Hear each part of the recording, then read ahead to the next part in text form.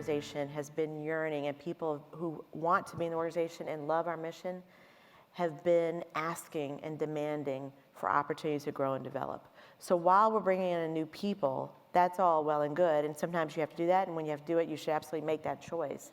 But what's also been important is to figure out how we invest in the people that have been there, who've been through the darkest times, who want to be in the organization and want to grow and develop in their own ways, making sure that they don't feel left behind too. And that's been really important. So we just hired a new chief people officer to really reimagine how we invest in our people. The single most important and the biggest expense we have on our income statement is our people. And as a leader, I can't ever forget that, because that's the investment that we've got that will pay off in dividends if we invest in those individuals and make sure they feel happy and successful and they've got the tools to really thrive. Most of us, as we go up and become successful leaders, whatever that means, become very comfortable with a set of tools in our toolbox to be good, successful leaders.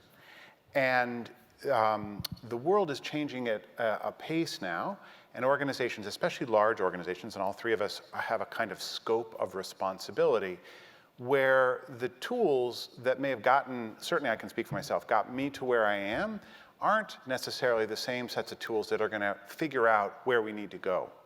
So there is a piece around modeling, I think, the discomfort of learning and being willing to moderate how much you're going to fail, but make sure that's part of the work that you're doing, because you're asking folks not to use the same tried and true strategies.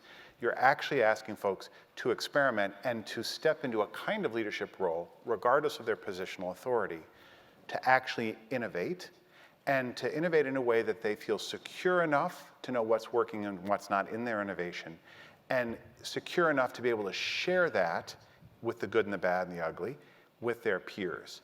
And that is a competency that takes, I think, time to build. And then I just want to say on your point about professional development, because I think we all have that next generation challenge of people who want much more feedback and are looking for how do they see themselves grow. And I learned from a partner, Dell, that they don't use the word ladder, they use lattice. And I think there's something to that, of helping people find growth by moving, and laterally as well as upward, to give them skills as well as just new titles. I think when your staff's not bringing you ideas, something's not working.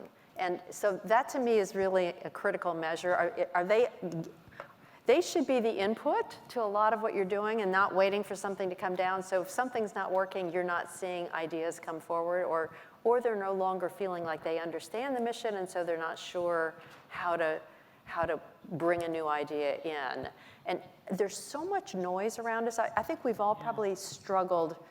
You know, that day after the election was a hard one, because suddenly people had to talk to each other in the organization in some new and different ways. And so I'm sure everybody else has gone through this, of just reevaluating even how we think about our internal culture, so that people feel safe in taking risks. So that risk thing, I think, got harder in the last 2.5 years for lots of complicated reasons that have to do with all the noise around us that has challenged us to take more risks. And the number of conversations that I'm having now with for-profit entities that are hitting a wall because of the demand from customers, stakeholders, shareholders, that it is not sufficient anymore just to turn a profit.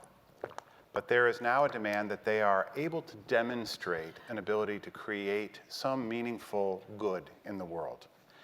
And just this week had a super interesting conversation where the potential to be able to do that of corporate America is quite high for a number of reasons. But they are debilitated by a number of real issues that we know about already. One of the reasons why our sector exists is because there aren't market solutions or government strategies to address the myriad things that we're doing in civil society. So we're actually already stepped into, as you pointed out, a space where there aren't easy solutions, and there are really complex sets of challenges that aren't just about developing an app or figuring out a market-driven solution that then has a virtuous pull in terms of profitability, that whether it produces good or not. But corporations are now somewhat empty-handed with the strategies that have gotten them to be big and robust and profitable, and they're trying to figure out how to bring good. I think that is a strategic opportunity for us in the sector to now sit with them, not as supplicants, but as peers, around a shared commitment to create good in the world.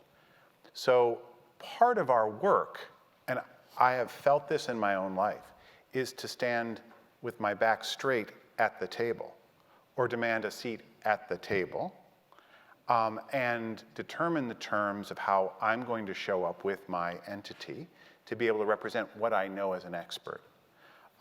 So there's work internally as a sector that we have to do at a time when I think the winds or the needs of corporations or corporate America, to your point, is actually very much blowing in our direction.